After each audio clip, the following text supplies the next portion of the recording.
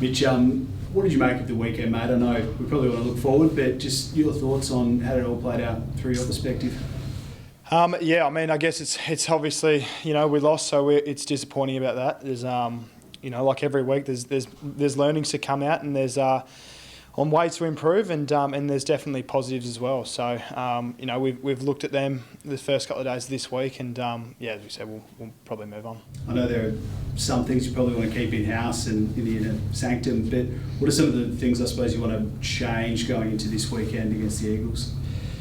Yeah, well, I think probably the way we started the game, the scoreline might have, the first part of the game, what was it, 2-8 maybe, midway through the second quarter. So, that's probably the biggest point where we can look at and look to improve. And if we want to be the top end side that we know we can be and we want to be, then they're the areas where we can't be letting sides get a jump on us, and we have to be better from there. Unreal goal from you. Did you expect Tex to give you the little handball there? I didn't actually. No, it was funny. I looked at him, and it was a big time of the game, and I actually said to him, I said, mate, we need you here. We needed to put it through, and I think he was fairly cooked, and he just told me to make a run for it. So the instincts came over and took over. And fortunately it went through. So it was good. Unreal. You were practicing those sort of last-minute scenarios last week at training. I think Tex was playing full-back at one stage. One, it might have kept you in the hunt, but two, is it frustrating at the same time that you're just not quite getting it done when it matters? Yeah, absolutely. I think, it's the end stages of the game. There's a lot that can go right and a lot that can go wrong. And I think actually if we look at it and we dissect it, we actually did a lot right. But there was probably a few occasions where we didn't, and they ended up with the ball and got through the corridor. And we know how good of a quality side Collingwood are when in those kind of late moments, and they score very quickly. So, it's really, really disappointing we couldn't get that done. I think we passed kind of the honourable losses, and we're looking to win games of footy, and that's the fact. So it's very disappointing that we lost it on. Just on that then, what do you reckon is going to turn the corner? What's going to be the catalyst for you when you can start winning these close games instead of the other way? Look, to be honest, I don't think we're too far away. It's a pretty random game and hard to get right at all costs. So we went through a few more things today, and I think there's definitely parts where we can have more composure and look to use each other and play and hold the footy a little bit more and probably play the way we wanted to play. I think at times we may have gone a little bit quick and almost allowed them to do what they want to do and gave them the ball back and turn it into a bit more chaos game. And when you're down, you're going to run and you're going to err on the side of just give me a chance. That's all they're looking for. And we probably gave them maybe one too many opportunities, but as well we probably missed 3 or 4 opportunities of our own to really seal that game. So. We're going to have to cop that one. Looking forward, West Coast aren't the easy beats. I think a lot of the media and public thought they might be. They're winning some big games, and Harley Reid's been a big part of that.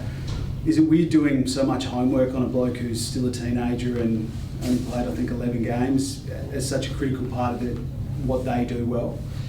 Yeah, I don't think it stops with just one player. I think where their improvement and where their forms come from is they're getting a lift from a lot of boys all across the field, and they play a good brand of footy, I think, and as you said, they've hit some form, and they're definitely not an easy beat, and we're definitely looking to be at our best, and hopefully we can find ourselves and we can be really ruthless in how we want to play, and and we can build that and play our way and mitigate them and play really well. Just on Harley Reid, has his form surprised you when you look at some of the Eagles tape in the games? Not many players can come into the comp this early. Maybe Dacos just a few years ago, but not many players come in and have this much of an impact necessarily so quickly, do they?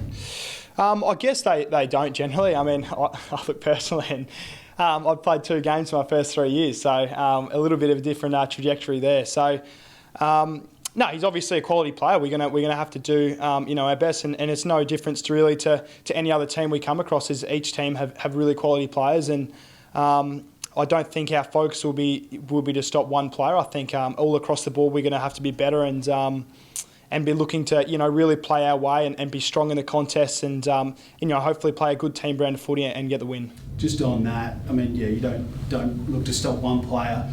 Jake Waterman, though, has been on fire the last month. I think 17 goals in the last 4, up to 29, leading equal leader for the Coleman. Do you expect to have a little bit of time in him, or is he maybe you send someone else to do that job, or what are you kind of expecting there? To be completely honest, haven't necessarily looked too much into matchups yet. I dare say I'm probably a chance to play on him at some stage, and as he said, yeah, he's probably one that's also lifted. Like, he's got real sticky mitts, and and he's looking like he's a very quality player. So as I said, we're going to have to be at our best. Personally, I'll be looking to fight, and I'll be looking to be really strong, and hopefully then play my part and get a kick and defend really strongly. And if we can come as a team and play the way we want to play, it's gonna be really good for us to get the win.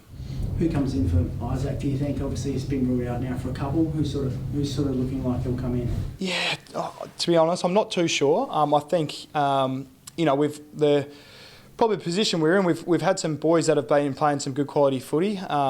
We've got Shawnee back, who's after his Achilles injury, who's looking really, really good at SANFL level. We've got Sammy Berry. I think he's back available after a little bit of unluckiness with injury. So there's all these boys, and I'm probably fortunate that it's not really left up to me, to be completely honest, because I've got to more so focus on stopping the boys you just talked about and trying to get a kick. But I'm sure whoever comes in is going to buy into playing their role and doing exactly what we need them. I guess the question is, how big a hole does he leave? Like, someone's going to have to come in, but how big a hole does Rankin leave that side? Oh, I mean, he's been absolutely massive, hasn't he? He's been one of the informed players in the competition, and he stepped up in crucial moments on the weekend, kept a crazy goal, and they're the players that you want to play with. So it is very disappointing that we've lost him. He's one of our brothers, and we want to we'll support him, and but he'll be back, and he'll be strong, and I think whoever comes in is always someone to come in and play a role for the team, and at the end of the day, we don't want to just leave it up to one individual to play, and we want to play that kind of team brand. Was he a bit stiff in the end, do you think, to get a free kick awarded against him? I might be a little bit biased. I don't really think that's why we lost the game. I don't know. I don't think so. It was, it is what it is. But yeah, I think we had a few more opportunities to win the game than just that, and being down maybe 6 goals at the start of the game probably doesn't help too much either. Some reports that the club's interested in bringing Elliot Yeo over.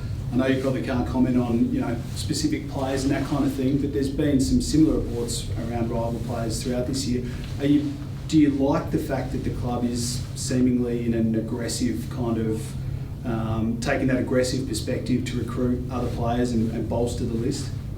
Yeah, well, actually, to be completely honest, I hadn't heard about that one just yet. It seems to be a different player every week almost. But I think it's good if the club's being really aggressive and wanting to bring quality players over from different teams. It's help us bolster our list, and at the end of the day, we want to win games of footy, and we want to be a really strong organisation. So if whatever the higher ups, I guess you could say, choose to do, then I'll support it 100%. And I guess at the end of the day, I've got to keep playing good footy if we want to bring good players here to keep kind of my job. So that's what I'll be focused on doing, I think.